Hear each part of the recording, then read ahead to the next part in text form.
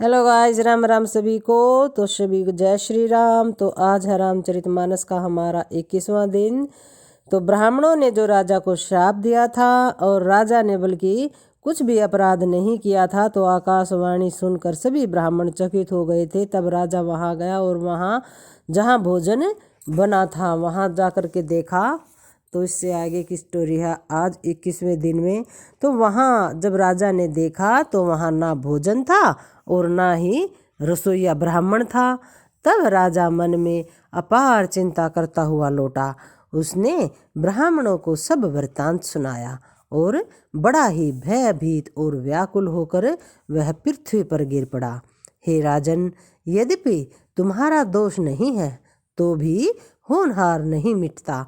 ब्राह्मणों का शाप बहुत ही भयानक होता है, यह किसी तरह भी टाले टल नहीं सकता। ऐसा कहकर सब ब्राह्मण चले गए। नगरवासियों ने जब यह समाचार पाया तो चिंता करने और विधाता को दोष देने लगे, जिसने हंस बनाते बनाते कौवा कर दिया। ऐसे पुण्यात्मा राजा को देवता बनना चाहिए था, सो राक्षस बना दिया। पुरोहित को उसके घर पहुंचाकर कालकेतु ने कपटी तपस्वी को खबर दी। उस दुष्ट ने जहाँ जहाँ पत्र भेजे, जिससे सब वैरी राजा सेना साज साज कर चढ़ पड़े, मतलब कि घोड़े पर चलकर दौड़े और डंका बजाकर नगर को घेर लिया। नित्य प्रति अनेक प्रकार की लड़ाई होने लगी। प्रताप भानु से सब योद्धा शूरवीरों की करनी करके रण में जूझ मरे। राजा भी भाई सहित खेत रहा। सत्यकेतु के कुल में कोई भी नहीं बचा था। ब्राह्मणों का शाप झूठा कैसे हो सकता था?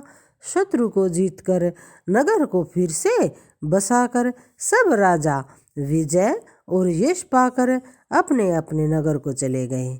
याज्ञवल्क्य जी कहते हैं, हे भारद्वाज सुनो, विधाता जब जिसके विपरीत होते हैं तब उसके लिए धूल समेरु पर्वत के समान भारी और कुचल डालने वाली, पिता यम के समान काल रूप और रस्सी सांप के समान काट खाने वाली हो जाती है। हे मुनि सुनो, समय पाकर वही राजा परिवार सहित रावण नामक राक्षस हुआ, जिसके 10 सिर और 20 भुजाएं थी और वह बड़ा ही प्रचंड और शूरवीर था। अरिमर्दन नामक जो राजा का छोटा भाई था, वह बल का धाम कुंभकर्ण हुआ। उसका जो मंत्री था उसका नाम धर्मरुचि था। वह रावण का सौतेला छोटा भाई हुआ। उसका विभीषण नाम था, जिसे सारा जगत जानता है। वह विष्णु भक्त और ज्ञान विज्ञान का भंडार था। और जो राजा के पुत्र और सेवक थे वे सभी बड़े भयानक राक्षस हुए। वे सब अनेकों जाति के मनमाना रूप धारण करने वाले दुष्ट, कुटिल, भयंकर, विवेक रहित, निर्दयी, हिंसक, पापी और संसार को दुख देने वाले हुए। उनका वर्णन नहीं हो सकता। ये सब उन ब्राह्मणों के शाप के कारण हुआ था। यद्यपि वे पुलस्त्य ऋषि के पवित्र, निर्मल और अनुपम कुल में उत्पन्न हुए, तथापि ब्राह्मणों के शाप के कारण वे सब पाप रूप हुए। तीनों भाइयों ने अनेकों प्रकार की बड़ी ही कठिन तपस्या की थी, जिसका वर्णन नहीं हो सकता। उनका उग्र तप देखकर ब्रह्मा उनके पास गए और बोले, हे तात, मैं प्रसन्न हूँ, वर मांगो। रावण ने विनय करके और चरण पकड़कर कहा, हे जगदीश्वर सुनिए, वानर और मनुष्य इन 2 जातियों को छोड़कर हम और किसी के मारे ना मरे, यह हमें वर दीजिए। और आखिर में उन्हें वानर ने और मनुष्य के स्वरूप में श्री राम ने ही मारा था। शिव जी कहते हैं कि मैंने और ब्रह्मा ने मिलकर उसे वर दिया कि ऐसा ही हो। तुमने बड़ा तप किया है। फिर ब्रह्मा जी कुंभकर्ण के पास गए। उसे देखकर उनके मन में बड़ा ही आश्चर्य हुआ। जो यह दुष्ट नित्य आहार करेगा तो सारा संसार ही उजड़ जाएगा। ऐसा विचार कर ब्रह्मा जी ने सरस्वती को प्रेरणा करके उसकी बुद्धि फेर दी, जिससे उसने 6 महीने की नींद मांगी। फिर ब्रह्मा जी विभीषण के पास गए और बोले, हे पुत्र, वर मांगो। उसने भगवान के चरण कमलों में निर्मल, निष्काम और अनन्य प्रेम मांगा। उनको वर देकर ब्रह्मा जी चले गए और वे तीनों भाई हर्षित होकर अपने घर लौट आए। मया दानव की मंदोदरी नाम की कन्या परम सुंदरी और स्त्रियों में शिरोमणि थी। मया ने उसे लाकर रावण को दे दिया और जिसने जान लिया कि यह राक्षसों का राजा होगा। अच्छी स्त्री पाकर रावण बहुत प्रसन्न हुआ और फिर जाकर दोनों भाइयों का विवाह कर दिया। समुद्र के बीच में त्रिकुट नामक पर्वत पर ब्रह्मा का बनाया हुआ एक बड़ा ही भारी किला था। महान मायावी और निपुण कारीगर मय दानव ने उसको फिर से सजा दिया। उसमें मणियों से जड़े हुए सोने के अनगिनत महल थे। जैसी नागकुल के रहने की पाताल लोक में भोगावतीपुरी है और इंद्र के रहने की स्वर्ग लोक में अमरावतीपुरी है, उनसे भी अधिक सुंदर और बांका वह दुर्ग था। जगत में उसका नाम लंका प्रसिद्ध हुआ। उसे चारों ओर से समुद्र की अत्यंत गहरी खाई घेरे हुए थी। उस दुर्ग के मणियों से जड़ा हुआ सोने का मजबूत परकोटा है, जिसकी कारीगरी का वर्णन नहीं किया जा सकता। भगवान की प्रेरणा से जिस कल्प में जो राक्षसों का राजा रावण होता है, वही शूर प्रतापी अतुलित बलवान अपनी सेना सहित उस पुरी में बसता है। पहले वहाँ बड़े बड़े योद्धा राक्षस रहते थे। देवताओं ने उन सब को युद्ध में मार डाला था। अब इंद्र की प्रेरणा से ही वहाँ कुबेर के 1 करोड़ रक्षक यानी कि यक्ष लोक रहते हैं। रावण को कहीं ऐसी खबर मिली, तब उसने सेना सजाकर किले को जा घेरा। उस बड़े विकट योद्धा और उसकी बड़ी सेना को देखकर यक्ष अपने प्राण लेकर भाग गए। तब रावण ने घूम फिर कर सारा नगर देखा। उसकी स्थान संबंधी चिंता मिट गई और उसे बहुत ही सुख हुआ। वह पुरी को स्वाभाविक ही सुंदर और बाहर वालों के लिए दुर्गम अनुमान करके रावण ने वहाँ अपनी राजधानी कायम की। योग्यता के अनुसार घरों को बांटकर रावण ने सब राक्षसों को सुखी कर दिया था। एक बार वह कुबेर पर चढ़कर दौड़ा और उसके पुष्पक विमान को जीत कर ले आया। जो कुबेर भगवान अर्थात जो कुबेर भगवान के पास पुष्पक विमान था, उसे भी रावण ने जीत लिया। फिर उसने जाकर एक बार खिलवाड़ में ही कैलाश पर्वत को उठा लिया और मानो अपनी भुजाओं का बल तोल कर बहुत सुख पाकर वह वहाँ से चला। मतलब कि वह बहुत खुश हुआ। उसने अपनी भुजाओं के बल को तोल लिया था। मतलब कि ये जान लिया था कि मेरी भुजाओं में कितना बल है। उसने कैलाश पर्वत को उठा लिया था, इसीलिए वह बहुत खुश था। सुख संपत्ति, पुत्र, सेना, सहायक, जय, प्रताप, बल, बुद्धि और बड़ाई, ये सब उसके नित्य नए वैसे ही बढ़ते जाते थे जैसे प्रत्येक लाभ पर लोभ बढ़ता है। अत्यंत बलवान कुंभकर्ण सा उसका एक भाई था, जिसके जोड़ का योद्धा जगत में पैदा ही नहीं हुआ था। अर्थात उसके जैसा कोई योद्धा ही नहीं था। वह मदिरा पीकर 6 महीने सोया करता था। उसके जागते ही तीनों लोकों में तहलका मच जाता था।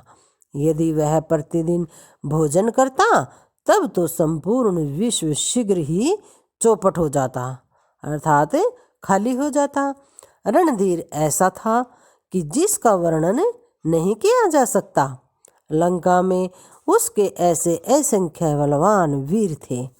मेघनाथ रावण का बड़ा लड़का था, जिसका जगत में योद्धाओं में पहला नंबर था। रण में कोई भी उसका सामना ही नहीं कर सकता था। स्वर्ग में तो उसके भय से नित्य भगदड़ मची रहती थी।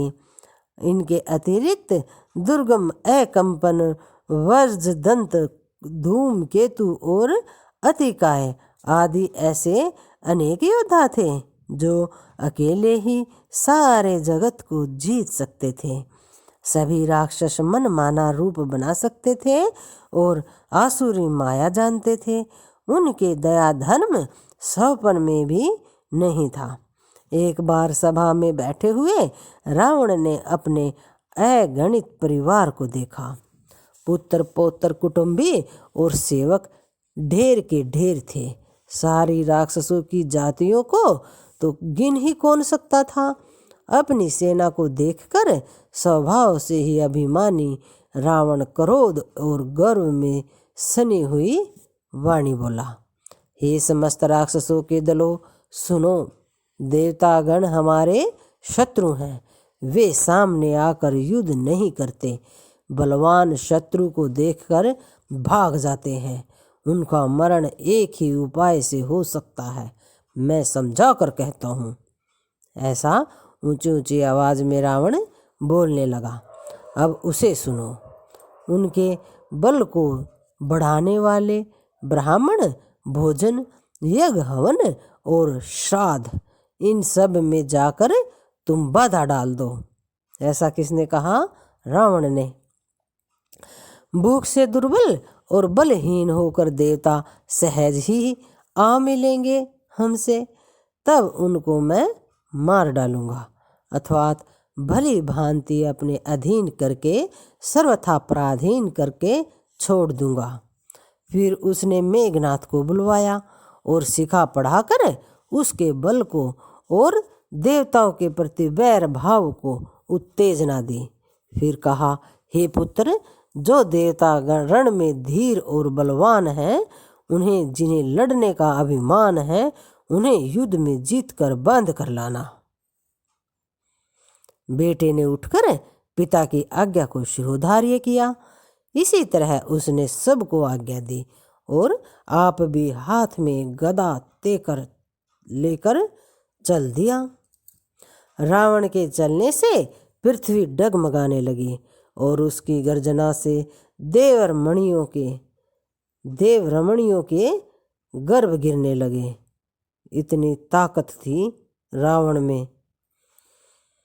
रावण को क्रोध सहित आते हुए सुनकर देवताओं ने सुमेरु पर्वत की गुफाएं तकी, भागकर सुमेरु की गुफाओं का आश्रय लिया। दिक्पालों के सुंदर लोकों को रावण ने सुना पाया। वह बार बार भारी सिंह गर्जना करके देवताओं को ललकार ललकार कर गालियां देता था। रण के मध्य में मतवाला होकर वह अपनी जोड़ी का योद्धा खोजता हुआ जगत भर में दौड़ता फिरा, परंतु उसे ऐसा योद्धा कहीं नहीं मिला। सूर्य, चंद्रमा, वायु, वरुण, कुबेर, अग्नि, काल और यम आदि सब अधिकारी, किन्नर, सिद्ध, मनुष्य, देवता और नाग, सभी के पीछे वह हठ पूर्वक पड़ गया। किसी को भी उसने शांति पूर्वक नहीं बैठने दिया।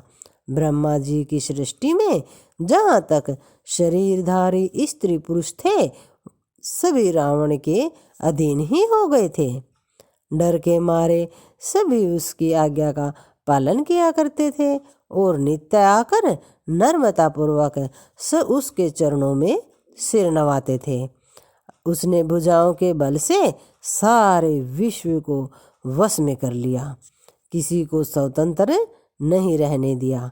इस प्रकार मंडलिक राजाओं का शिरोमणि सार्वभौम सम्राट रावण अपनी इच्छा अनुसार राज्य करने लगा। देवता, यक्ष, गंधर्व, मनुष्य, किन्नर और नागों की कन्याओं तथा बहुत सी अन्य सुंदरी और उत्तम स्त्रियों को उसने अपनी भुजाओं के बल पर जीत कर ब्याह लिया। मेघनाथ से उसने जो कुछ कहा उसे उसने मेघनाथ ने मानो पहले से ही कर रखा था, अर्थात रावण के कहने भर की देर थी। उसने आज्ञा पालन में तनिक भी देर नहीं की। जिनको रावण ने मेघनाथ से पहले ही आज्ञा दे रखी थी, उन्होंने जो करतूतें की उन्हें सुनो। सब राक्षसों के समूह देखने में बड़े भयानक, पापी और देवताओं को दुख देने वाले थे। वे असुरों के समूह उपद्रव करते थे और माया से अनेक प्रकार के रूप धर लेते थे। जिस प्रकार धर्म की जड़ कटे, वे वही सब वेद विरुद्ध काम करते थे। जिस जिस स्थान में वे गौ और ब्राह्मण को पाते थे, उसे नगर, गांव और पूर्वे में आग लगा दिया करते थे। उनके डर से कहीं भी शुभ आचरण, ब्राह्मण भोजन, यज्ञ, श्राद्ध आदि नहीं होते थे। देवता, ब्राह्मण और गुरु को कोई भी नहीं मानता था। न हरि भक्ति थी, न यज्ञ तप और न ज्ञान था। वेद और पुराण तो सौपन में भी सुनने को नहीं मिलते थे। जप, योग, वैराग्य, तप तथा यज्ञ में देवताओं के भाग पाने की बात रावण कहीं कानों से सुन पाता तो उसी समय स्वयं उठ दौड़ता, कुछ भी रहने नहीं पाता था। वह सबको पकड़कर विध्वंस कर डालता था। संसार में ऐसा भ्रष्ट आचरण फैल गया कि धर्म तो कानों से भी सुनने में नहीं आता था। जो कोई वेद और पुराण कहता, उसको बुरी तरह से त्रास देता और देश से निकाल देता था। राक्षस लोग जो घोर अत्याचार करते थे, उसका वर्णन नहीं किया जा सकता। हिंसा पर ही जिनकी प्रीति है, उनके पापों का क्या ठिकाना। पराये धन और पराये स्त्री पर मन चलाने वाले दुष्ट, चोर और जुआरी बहुत बढ़ गए। लोग माता पिता और देवताओं को नहीं मानते थे और साधुओं की सेवा करना तो दूर रहा, उल्टे उनसे वे अपनी सेवा करवाते थे। कितना अत्याचार होता था वहाँ उस समय ब्राह्मणों पर। श्री शिव जी कहते हैं, हे भवानी, जिनके ऐसे आचरण हैं, उन सब प्राणियों को राक्षस ही समझना। इस प्रकार धर्म के प्रति लोगों की अतिशय गलानी अर्थात अरुचि, अनास्था देखकर पृथ्वी अत्यंत भयभीत एवं व्याकुल हो गई। वह सोचने लगी कि पर्वतों, नदियों और समुद्रों का बोझ मुझे इतना भारी नहीं जान पड़ता जितना भारी मुझे एक परद्रोही, दूसरों का अनिष्ट करने वाला लगता है। पृथ्वी सारे धर्मों को विपरीत देख रही है, पर रावण से भयभीत हुई वह कुछ भी नहीं बोल सकती। अंत में हृदय में सोच विचार कर गौ का रूप धारण कर पृथ्वी वहाँ गई जहाँ सब देवता और मुनि छिपे थे। पृथ्वी ने रोकर अपना दुख सुनाया, पर किसी से कुछ काम ना बना। तब देवता, मुनि और गंधर्व सब मिलकर ब्रह्मा जी के लोक अर्थात सत्यलोक को गए। भय और शोक से अत्यंत व्याकुल बेचारी पृथ्वी भी गौ का शरीर धारण किए हुए उनके साथ थी। ब्रह्मा जी सब जान गए। उन्होंने मन में अनुमान किया कि इसमें मेरा कुछ भी वश नहीं चलने का।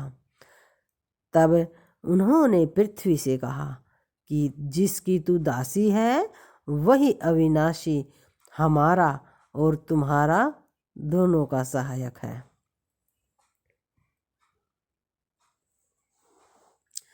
ब्रह्मा जी ने कहा, हे धरती, मन में धीरज धारण करके श्री हरि के चरणों का स्मरण करो। प्रभु अपने दासों की पीड़ा को जानते हैं।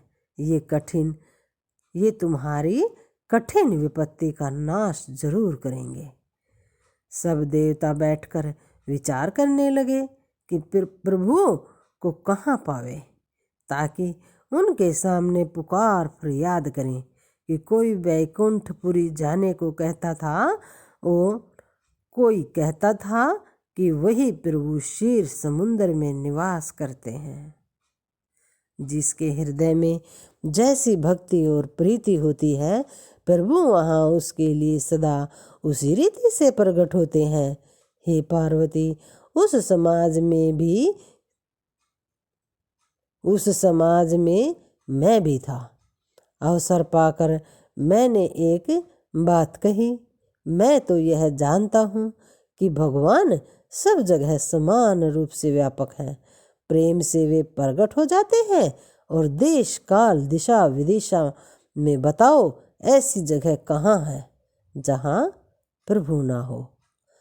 वे चराचर में व्याप्त होते हुए भी सबसे रहित हैं और विरक्त हैं।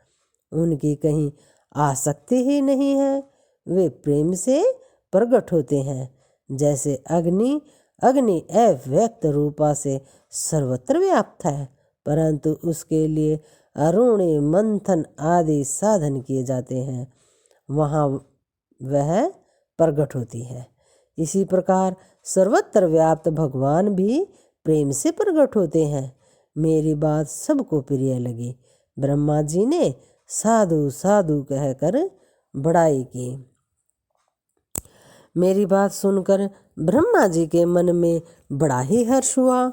उनका तन पुलकित हो गया और नेत्रों से प्रेम के आंसू बहने लगे।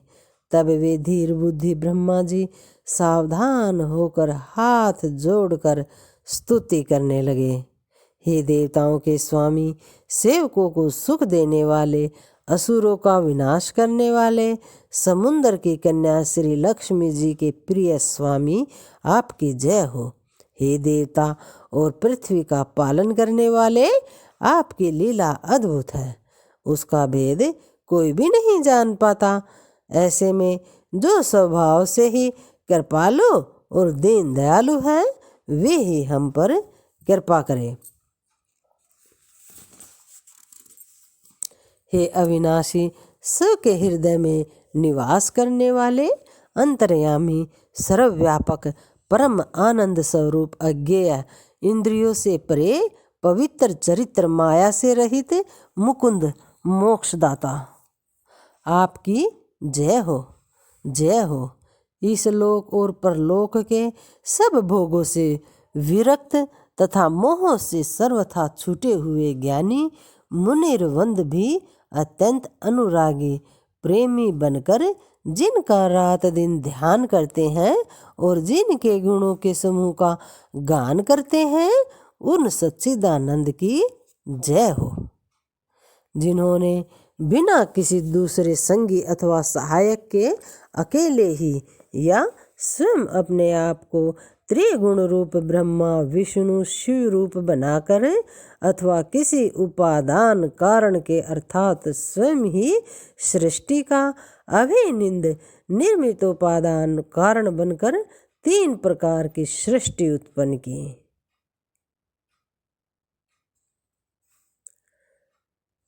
वे पापों का नाश करने वाले भगवान हमारी सुधि ले।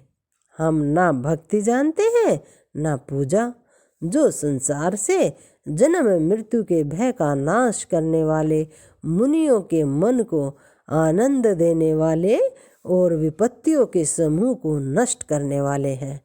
हम सब देवताओं के समूह मन, वचन और कर्म से चतुराई करने की बांध छोड़कर उन भगवान की शरण में आए हैं। सरस्वती, वेद शेष जी और संपूर्ण ऋषि कोई भी जिनको नहीं जानते, जिन्हें दान प्रिय है, ऐसा वेद पुकार कर कहते हैं, वे ही श्री भगवान हम पर दया करे। हे संसार रूपी समुद्र के मथने के लिए मंद्रांचल रूप सब प्रकार के सुंदर गुणों के धाम और सुखों की राशि नाथ, आपके चरण कमलों में मुनि सिद्ध और सारे देवता भय से अत्यंत व्याकुल होकर नमस्कार करते हैं। देवता और पृथ्वी को भयभीत जानकर और उनके स्नेह युक्त वचन सुनकर शोक और संदेह को हरने वाली गंभीर आकाशवाणी हुई। क्या आकाशवाणी हुई? हे मुनि और देवताओं के स्वामियों, डरो मत। तुम्हारे लिए मैं मनुष्य का रूप धारण करूंगा और उदार पवित्र सूर्य वंश में अंशों सहित मनुष्य का अवतार लूंगा। कश्यप और अदिति ने बड़ा ही भारी तप किया था। मैं पहले ही उनको वर दे चुका हूँ। वे ही दशरथ और कौशल्या के रूप में मनुष्यों के राजा होकर श्री अयोध्यापुरी में प्रकट हुए। उन्हीं के घर जाकर मैं रघुकुल में श्रेष्ठ 4 भाइयों के रूप में अवतार लूंगा। नारद के सब वचन मैं सत्य करूंगा और अपनी पराशक्ति के सहित अवतार लूंगा। मैं पृथ्वी का सब भार हर लूंगा। हे देव वृंद, तुम निर्भय हो जाओ। आकाश में ब्रह्म भगवान की वाणी को कान से सुनकर देवता तुरंत लौट गए। उनका हृदय शीतल हो गया। तब ब्रह्मा जी ने पृथ्वी को समझाया। वह भी निर्भय हुई और उसके जी में भरोसा अर्थात ढाढ़स आ गई, धीर आ गई। देवताओं को यही सिखाकर कि वानरों का शरीर धर धर कर तुम लोग पृथ्वी पर जाकर भगवान के चरणों की सेवा करो और ब्रह्मा जी के अपने लोक को चले गए। सब देवता अपने अपने लोक को गए। पृथ्वी सहित सबके मन को शांति मिली। ब्रह्मा जी ने जो कुछ आज्ञा दी उससे देवता बहुत प्रसन्न हुए और उन्होंने वैसा करने में देर नहीं की। पृथ्वी पर उन्होंने वानर देह धारण की। उनमें अपार बल और प्रताप था। सभी सूरवीर थे। पर्वत वृक्ष और नख ही उनके शस्त्र थे। वे धीर बुद्धि वाले वानर रूप देवता भगवान के आने की राह देखने लगे। तो आज के लिए इतना ही, बाकी कल पढ़ेंगे। जय श्री राम।